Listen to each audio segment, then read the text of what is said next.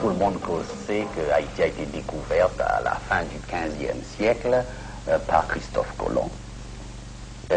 Mais cette page d'histoire lointaine est déjà une page qui est lourde de difficultés. La colonisation espagnole qui commence dès l'arrivée de Christophe Colomb signifie l'élimination de la population indienne.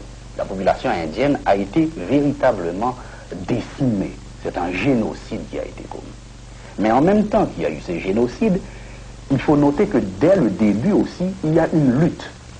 Les Haïtiens ont retenu le nom de grands héros indiens qui ont résisté à la colonisation espagnole.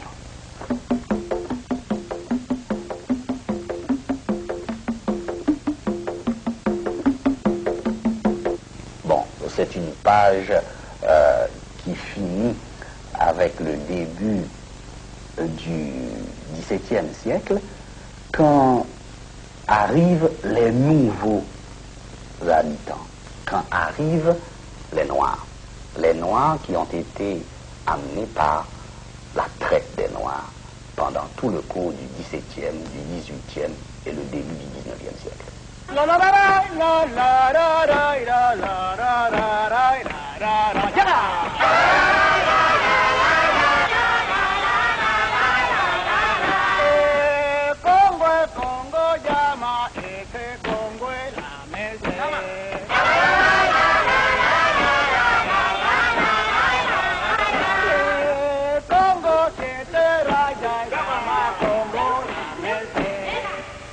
Mais retournons un petit peu en arrière.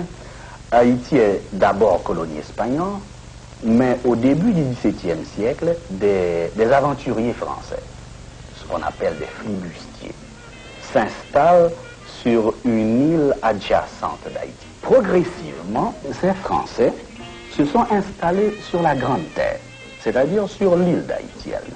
Et la France et l'Espagne conclut un traité par lequel l'Espagne reconnaît à la France la souveraineté sur la partie occidentale de l'île. Dans l'histoire de la colonisation française, c'est la colonie la plus riche. Mais cette richesse est fondée sur quoi? Elle est fondée sur le travail des esclaves. Par milliers, les esclaves sont transportés d'Afrique pour y travailler sur les plantations de sucre, de canne à sucre, sur les plantations d'indigo, pour faire marcher les ateliers, etc.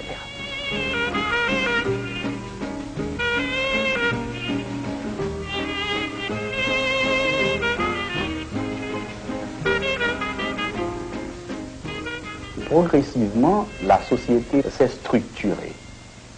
Au-dessus de la pyramide, naturellement, les colons français, les blancs.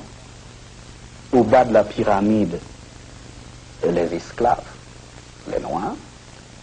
Et puis au milieu, une classe intermédiaire, ce qu'on appelle les affranchis.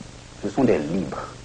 Mais ces affranchis sont en majorité les fils des colons blancs, mais fils nés de leur rapport avec les négresses. Donc ce sont des sans-mêlés, des mulâtres. Ils sont en majorité mulâtres, les affranchis, mais il y a aussi des affranchis noirs.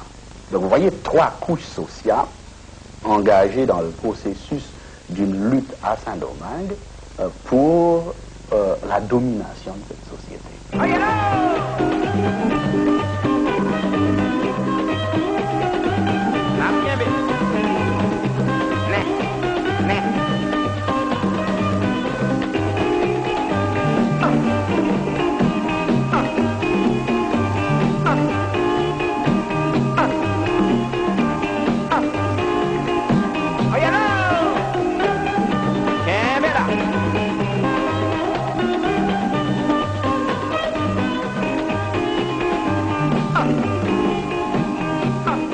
Pendant 15 ans, de 1789 à 1804, la colonie française est secouée par une série de luttes, principalement par la lutte de libération nationale, la grande guerre de libération nationale menée par les esclaves alliés aux affranchis contre la domination française.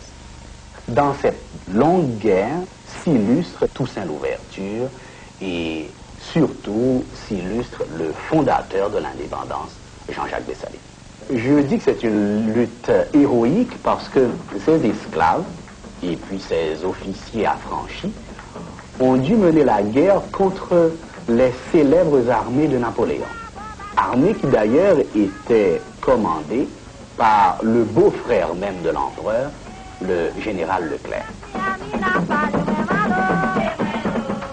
Donc, naissance d'une nouvelle nation, naissance de la première république noire en Amérique et naissance du deuxième État libre dans les Amériques.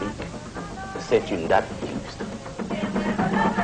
Dès 1804, va s'amorcer le processus de ce qu'on appelle la nouvelle colonisation d'Haïti. Haïti va être le premier exemple d'un néocolonialisme. Tout le 19e siècle, c'est la mise en place des structures néocoloniales. Et cette mise en place va être complètement achevée un siècle plus tard, quand en 1915, Haïti sera occupée par les Marines américains. C'est la triste époque de l'occupation d'Haïti par les Américains.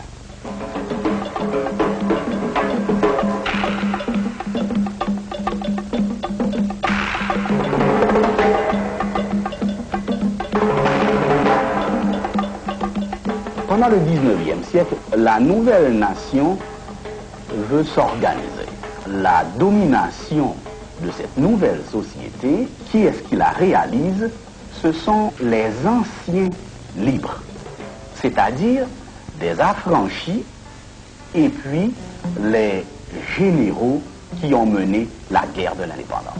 Tandis que les esclaves noirs eux-mêmes vont être progressivement écartés de tous les privilèges qu'a apporté cette guerre de libération nationale et réduits dans un état de servage véritable.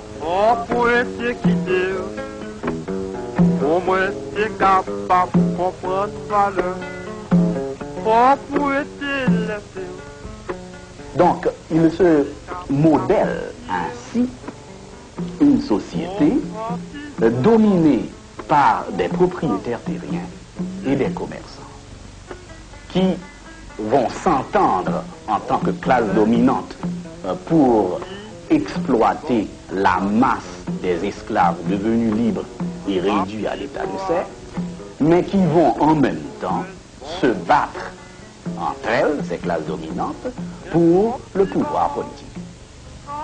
Et progressivement, les liens que cette nouvelle société est obligée d'établir avec les puissances européennes et avec les États-Unis d'Amérique amènent une domination de certains pays européens, la France, l'Allemagne, l'Angleterre, et des États-Unis sur l'ensemble de l'économie haïtienne.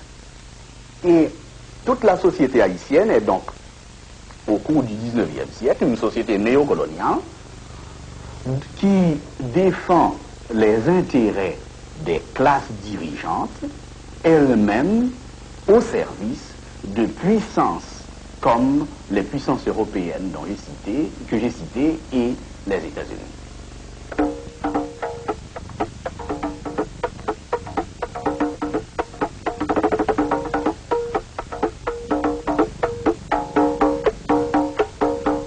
Mais à la fin du 19e siècle et dans les premières années du 20e siècle, il y a une crise économique, une crise sociale, une crise politique aiguë qui va aboutir à un véritable chaos dans l'année 1915. On pourrait retenir par exemple qu'en 2 ans, de 1913 à 1915, il y a eu 4 présidents d'Haïti. 1915, c'est une date charnière, parce que 1915, comme je l'ai dit, c'est l'occupation d'Haïti par les Américains.